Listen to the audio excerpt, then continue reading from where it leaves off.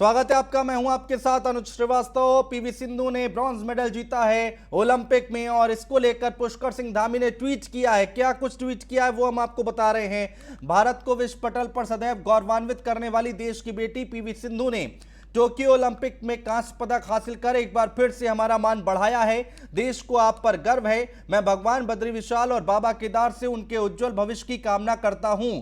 ये ट्वीट किया गया है पुष्कर सिंह धामी उत्तराखंड के सीएम ने।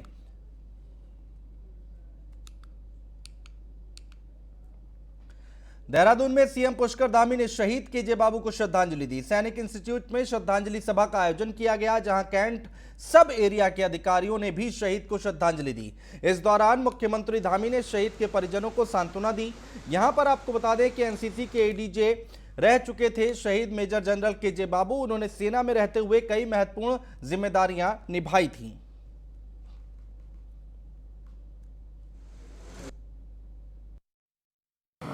बड़ा दुखद क्षण है मेजर जनरल बाबू जिनका असमय जो है निधन हो गया। असमय जो है वो हमारे बीच से चले गए। उन्होंने अपने संपूर्ण जीवन भर पूरे देश के विभिन्न विभिन्न स्थानों पर रहकर देश की सेवा की है। कैडेट्स के बीच में काम किया है। बहुत सारे उनको प्रशस्ति पत्र मिले हैं। मैं पूरे उत्तराखंड वासियों की तरफ से ब्रिगेडियर बाबू को अपनी भावांजलि। मसूरी में Uttarakhand hotel and restaurant association और मसूरी ट्रेडर्स वेलफेयर एसोसिएशन ने सरकार से प्रदेश का पर्यटन उद्योग को बचाने के साथ चारधाम यात्रा को शुरू करने की मांग की है। प्रेस कॉन्फ्रेंस करते हुए होटल एंड रेस्तरां एसोसिएशन के प्रदेश अध्यक्ष संदीप साहनी ने कहा, कोरोना के कारण पर्यटन उद्योग बुरी तरह से प्रभावित हुआ है, लेकिन सरकार उद्योग को पटरी पर लाने के लिए कोई कदम नहीं उठा रही है। अगर जल्द कोई कदम नहीं उठाया गया तो लोग पलायन को मजबूर हो जाएंगे। उन्होंने कहा कि अगर चारधाम की यात्रा को उच्च न्यायालय ने रोका है तो इसको लेकर सरकार को उच्चतम न्यायालय का दरवाजा खटखटाना चाहिए। वहीं Mussoorie traders and welfare association के अध्यक्ष रजत अग्रवाल ने कहा कि पर्यटन उद्योग से जुड़े सभी छोटे मोटे व्यापारियों के लिए कोई ठोस नीति नहीं बनाई गई तो राज्य का समस्त व्यापारी सरकार के खिलाफ सड़कों पर उतरने के लिए मजबूर होगा।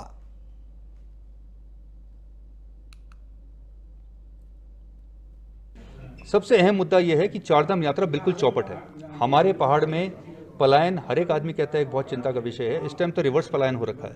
लोग देश विदेश से वापस अपने घरों आ रखे हैं और उनके लिए रोजगार का साधन सिर्फ एकमात्र चारधाम यात्रा और हेमकुंड साहिब यात्रा ही थी।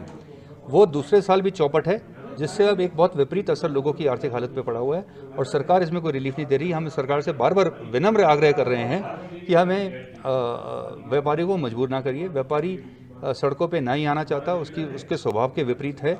आप प्लीज़ इसमें रियायत दीजिए, चारधाम यात्रा शुरू करिए और जितना पर्यटन उद्योग है उसमें चाहे होटल वाला हो, चाहे दुकानदार हो, चाहे घोड़े खच्चर वाला हो, चाहे गाड़ी वाला है, इस सबको आर्थिक मदद चाहिए किसी न किसी रूप में।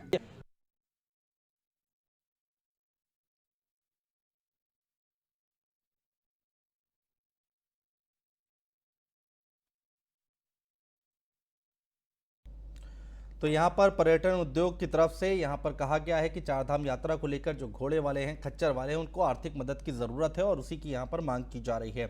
उत्तराखंड आने वाले पर्यटकों को सीएम ने दी है बड़ी राहत। राज्य में अब आरटीपीसीआर रिपोर्ट की ज़रूरत नहीं है। सीएम पुष्कर सिंह धामी ने बदली गाइडलाइंस। वैक्सीन की दोनों डोज लेने वालों को भी मिलेगा प्रवेश। तो ये एक बड़ी बात कही गई है सीएम की तरफ से। उत्तराखंड आने वाले पर्यटकों को सीएम ने बड़ी राहत दी है। राज्य में अब आरटीपीसीआर रिपोर्ट की जरूरत नहीं है। सीएम पुष्कर सिंह धामी ने बदली गाइडलाइंस। वैक्सीन की दोनों डोज लेने वालों को भी मिलेगा प्रवेश। देखिए, ऐसा है कि रेलवे स्टेशन पर और हमारे यहाँ पर जितने बॉर्डर हैं वहाँ पर बहुत सारी भीड़ जमा हो जा रही थी, लोगों को परेशानियाँ हो रही थी। इसलिए हमने कहा है कि दो वैक्सीन, चूँकि आरटीपीसीआर और वैक्सीन दोनों एक साथ नहीं हो सकती, तो हमने कहा जिनको दो वैक्सीन लगी है उनको हम लोग जो है बिना आरटीपीसीआर के भी यहाँ पर आने देंगे। और मसूरी में आम आदमी पार्टी के प्रदेश प्रवक्ता नवीन पिरसाली ने राज्य की भाजपा सरकार पर हमला बोला है। नवीन पिरसाली ने प्रेस कॉन्फ्रेंस करते हुए कहा है कि 2022 आम आदमी पार्टी का है और भाजपा और कांग्रेस ने प्रदेश को लूटने का काम किया है। 21 साल से प्रदेश विकास के से कोसों दूर है। आम आदमी पार्टी ने विकास की मुहिम छेड़ी है, जिससे उत्तराखंड की जनता को आने वाले समय में फायदा मिलेगा, जिससे लोगों में दोनों ही पार्टी के खिलाफ भारी आक्रोश व्याप्त है। 2017 में उत्तराखंड की जनता ने भाजपा को प्रचंड बहुमत देकर सरकार बनाई थी, लेकिन बीजेपी ने जनादेश का अपमान किया है। साल 2022 में आप पार्टी को पूर्ण बहुमत मिलेगा और दिल्ली की तर्ज पर उत्तराखंड का विकास होगा, पहाड़ों का विकास होगा, युवाओं का विकास होगा, ये बात कही गई है। आम आदमी पार्टी का भविष्य उत्तराखंड में भी और पूरे देश में भी बहुत उज्जवल है, क्योंकि आज जनता को नई राजनीति की आवश्यकता है। जनता परंपरागत राजनीति से ऊब चुकी है। जनता चाहती है कि अब जनता के मुद्दों पर बात हो और आम आदमी पार्टी उसमें काफ़ी सफल हुई है। आज हमने जो आम आदमी के जीवन स्तर को सुधारने की जो मूलभूत आवश्यकताएं होती हैं, उन मुद्दों को, उन विषयों को हमने राजनीतिक चर्चा का विषय बना दिया है। आम आदमी पार्टी उसमें सफल हुई है। जहाँ तक मुख्यमंत्री बदलने की बात है, दूसरे मुख्यमंत्री आए, तीसरे मुख्यमंत्री आए, तो भारतीय जनता पार्टी ने उत्तराखंड को मुख्यमंत्री की फैक्ट्री बना दी है। 2017 में एक स्थिर सरकार का वादा करके भारतीय जनता पार्टी ने प्रचंड बहुमत लिया था, लेकिन भारतीय जनता पार्टी ने अपनी करनी से उस जनादेश का अपमान किया है उत्तराखंड में और लगातार मुख्यमंत्री पर मुख्यमंत्री दिए जा रहे हैं। तो आम आदमी पार्टी की तरफ से कहा गया है कि कांग्रेस और बीजेपी ने उत्तराखंड को लूटने का काम किया है और अब 2022 में आम आदमी पार्टी को पूर्ण बहुमत मिलेगा। भाजपा और कांग्रेस ने प्रदेश को लूटा है। 21 साल से प्रदेश विकास से कोसों दूर है। आम आदमी पार्टी ने विकास की मुहिम छेड़ी है, जिससे उत्तराखंड की जनता को आने वाले समय में फायदा मिलेगा। मसूरी में आम आदमी पार्टी के प्रदेश प्रवक्ता नवीन पिरसाली ने राज्य की भाजपा सरकार पर हमला बोला है। तस्वीरें लगातार हम आपको दिखा रहे हैं, मसूरी की तस्वीरें आप देख पा रहे हैं। साल 2022 में आप पार्टी को पूर्ण बहुमत मिलेगा, दिल्ली की तर्ज पर उत्तराखंड का विकास होगा, पहाड़ों का विकास होगा, युवाओं का विकास होगा। तो ये बात आम आदमी पार्टी की तरफ से बोली गई है।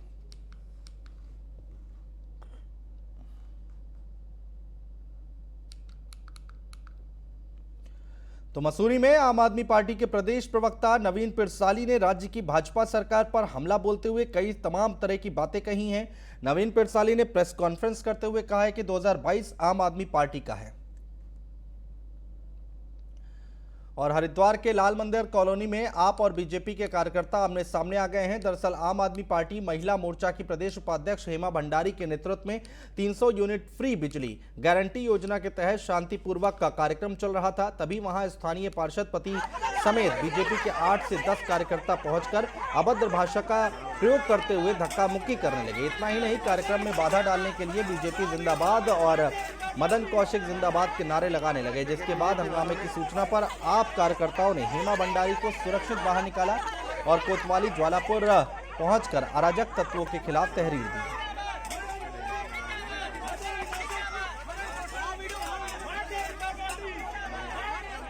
देखिए बीजेपी वालों ने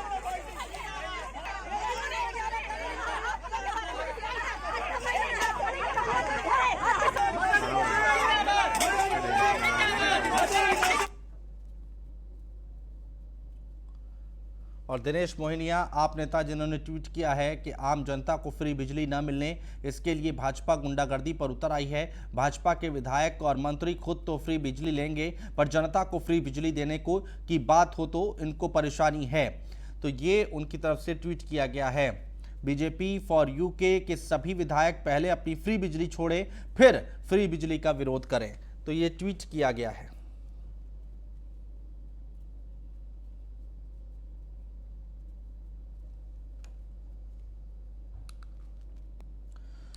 और हल्द्वानी में लगातार बढ़ती महंगाई और पेट्रोल के बढ़ते दामों को लेकर यूथ कांग्रेस ने केंद्र सरकार के खिलाफ अनोखा प्रदर्शन किया। यूथ कांग्रेस कार्यकर्ता घोड़ा बुग्गी पर सवार होकर शहर में प्रदर्शन करते नजर आए। साथ ही कांग्रेसियों ने यह आरोप लगाया कि केंद्र सरकार के यही अच्छे दिन हैं कि आम आदमी गाड़ियों में चलने के बजाय अब घोड़ा बुग्गी लेकर चलने को मजबूर हो गया है। पेट्रोल डीजल की कीमतें आसमान छू रही हैं। दूसरी तरफ लगातार बढ़ती महंगाई ने आम जनता का जीना मुहाल कर दिया है। देखिए ऐसा है, 4.5 साल की भारतीय जनता पार्टी की सरकार ने क्या किया कि हर घर में बेरोजगारी पैदा की है, कमर तोड़ महंगाई पैदा की है और अपने आप को स्वयंभू घोषित करने वाले तीन मुख्यमंत्री, स्वयंभू यशस्वी मुख्यमंत्री दिए हैं। ये भारतीय जनता पार्टी ने 4.5 साल में 56 बहुमत विधायक देने के बाद भी किया है। उसी का प्रतिरोध है आज पूरे पब्लिक मैदान में है। पूरा प्रदेश, पूरा देश महंगाई से परेशान है। सिलेंडर के क्या रेट हैं आप जानते हैं। खाने का तेल दाम हो गए हैं, खाने के तेल के।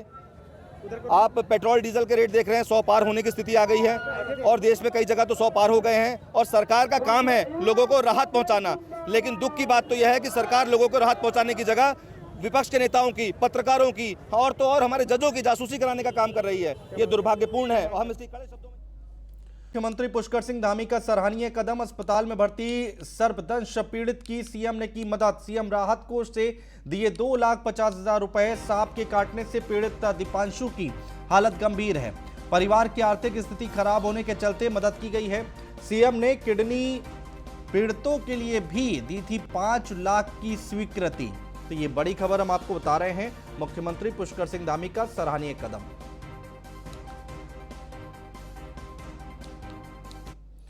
देहरादून से एक खबर आ रही है। धनौल्टी पहुंचे आप नेता कर्नल कोठियाल। धनौल्टी के तथ्यूड में युवाओं से किया संवाद। स्थानीय लोगों ने कर्नल का किया भव्य स्वागत। कर्नल कोठियाल ने शहीद विजेंद्र भट्ट को दी श्रद्धांजलि। भीमराव अंबेडकर की मूर्ति पर किया माल्यार्पण। तो ये बड़ी खबर हम आपको बता रहे हैं। धनौल्टी पहुंचे हैं आप नेता कर्नल कोठियाल।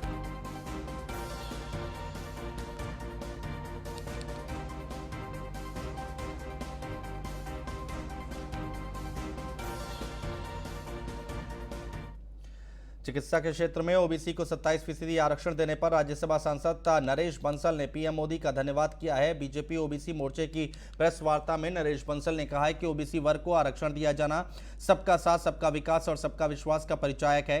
पीएम मोदी ने दलितों, महिलाओं, किसानों और जवानों के लिए काम कर रहे हैं और पिछड़ा वर्ग को संवैधानिक दर्जा दिया गया है।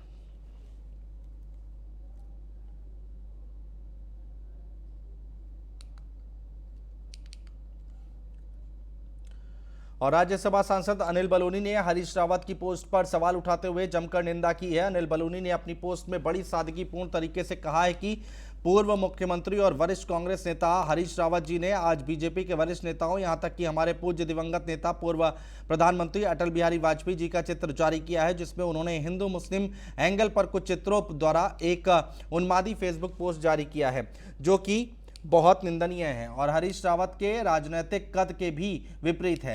उनसे अपेक्षा की जाती है कि वो विकास से जुड़े विषयों पर अगर फोकस करेंगे तो जनता का भी भला होगा और कांग्रेस का भी।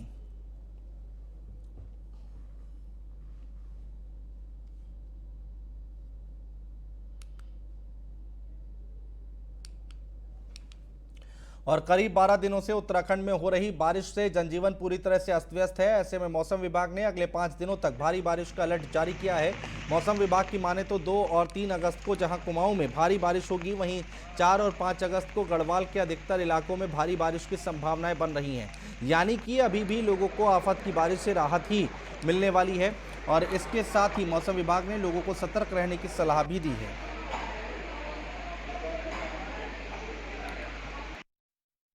उत्तराखंड के लिए मौसम की बात करें, आज 1 अगस्त हो गई है और आज आप देख रहे हैं कि जो उत्तराखंड में जो बारिश की एक्टिविटी है पिछले 24 घंटे में वो अच्छी मिली है, खासकर कुमाऊं क्षेत्र में, और गढ़वाल में भी जो है लाइट मॉडरेट एक्टिविटी हो रही है। आज से लेके 1 तारीख से लेके अगर 5 तारीख तक की बात करें, ये 5 दिन का मौसम पूर्वानुमान, तो आज बात करें तो अनेक जगहों तक में हल्की मध्यम बारिश जो है वो मिलेगी प्रदेश में।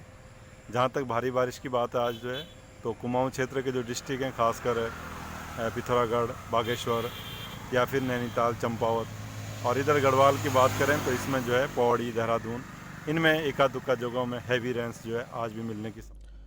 और कोयल घाटी से एम्स जाने वाली सड़क धंसने से एक ट्रक पलटने से बच गया। जानकारी मिलने के बाद विधानसभा अध्यक्ष प्रेमचंद अग्रवाल मौके पर पहुंचे। उन्होंने मामले में पीडब्ल्यूडी के अधिकारियों को भी तलब कर लिया है। मौके पर सड़क की हालत दिखाकर सवाल जवाब भी किए गए, लेकिन अधिकारियों के पास सड़क धंसने का कोई जवाब नहीं था।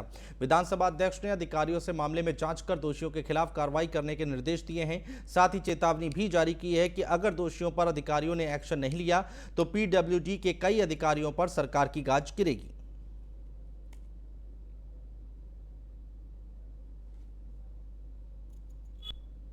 जब ये सड़क अपने एनएच से लगाकर और एम्स को कनेक्ट करती है, जो ये रोड, इस रोड की शिकायत बनने के समय पर मैंने 3 बार अलग अलग टाइम पे मुख्यमंत्री कार्यालय में की, मुख्यमंत्री पोर्टल पर शिकायत की, लेकिन वही ढाक के 3 पात, न तो विभाग ने सुनी और न सरकार ने सुनी।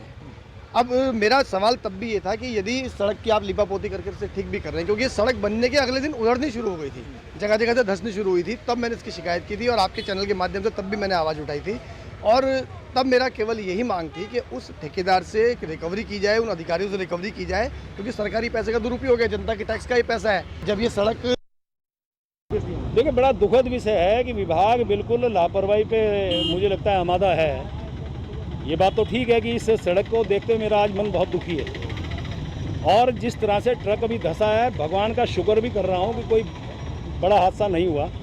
ट्रक धंसने तक सीमित रह गया, किसी अनहोनी से बचे हम लोग। ऐसी घटना हो जाती तो मैं कैसे अपने आप को बचा पाता। नंबर 20 में रोड बनती है, अभी 1 साल नहीं हुआ, और जगह जगह ये जिस प्रकार से धंस रही है, ये बहाना कर रहे हैं कि साहब यहाँ पे जो है पाइपलाइन है। लेकिन मैं ये पूछ रहा हूँ कि इंजीनियर्स का मतलब क्या है? यदि पाइपलाइन थी तो सड़क कैसे बन गई, और बनी है तो उसकी व्यवस्था पहले से क्यों नहीं की? और लाल कुआं में प्रशासन ने एक महत्वपूर्ण बैठक की है, और बैठक में मंदिर, मस्जिद, गुरुद्वारे के सभी सम्मानित गुरुजन मौजूद रहे। साथ ही जनप्रतिनिधि भी इस बैठक में शामिल रहे। बैठक में मंदिर, मस्जिद, गुरुद्वारे में तेज आवाज में साउंड न बजाने को लेकर चर्चा की गई, और इस दौरान मस्जिद, गुरुद्वारे के सभी लोगों को ये कहा गया कि सुप्रीम कोर्ट की गाइडलाइन के अनुसार किसी भी धार्मिक स्थलों पर तेज साउंड का प्रयोग नहीं किया जाएगा, जिससे किसी भी व्यक्ति को कोई परेशानी ना हो। यहाँ पर आपको बता दें कि सीओ प्रमोद कुमार शाह ने सुप्रीम कोर्ट की गाइडलाइन का सख्ती से पालन करने को कहा है।